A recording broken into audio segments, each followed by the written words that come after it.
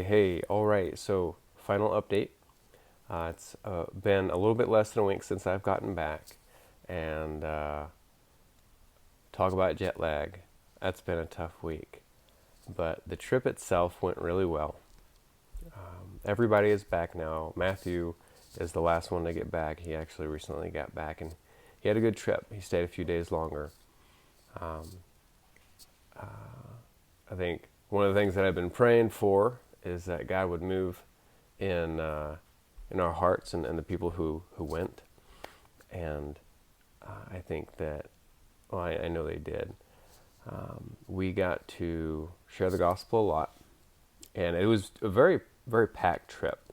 I think with missing some sleep uh, for various reasons, and then just kind of, if we weren't doing outreach, we're spending time at one of the houses, or making food, or hanging out, or doing a Bible study in the morning.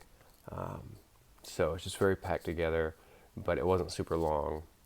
Um, and as far as outreach goes, we spoke with well over 20 different people groups. I think I mentioned that before. That was really cool. I told you before, like, Cologne is a super, super international city. There's a lot of different ethnicities there.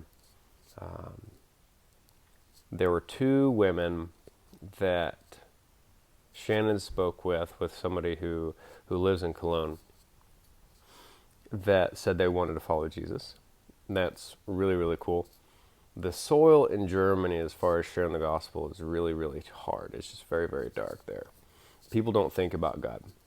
One guy rolled up to talk to him, and I think his name was Malcolm, but we said, what happens when you die? He's like, I don't know. I never thought about it. And like, okay, well, let me ask, just as far as, do you think that there's a God? And he's like, I'm not really sure. Probably not. Um, but it's just not something that goes on. We have a context here of kind of understanding that there's more going on than what we see. And we know that that's true. But it's just not so, it's just not that way there. Um, so it's good to just kind of see that answer to prayer. The guy from Serbia that we talked to, Saddam, is still in touch with Mateo. So still praying for him. And that was a really good conversation. Other than that, I think one of the big things that I learned from the trip is that my heart for being in the harvest and talking to people, a lot of it kind of has more to do with, like, I get excited about people responding to the gospel, but I don't get so excited just to go out and share the gospel and be obedient. And because if I'm going out there, in Germany, you go out and you share and share and share, and you might have some good conversations, but a lot of times it just stays intellectual. It stays on the informational basis rather than, hey, come talk with the Savior. And that was really tough for me.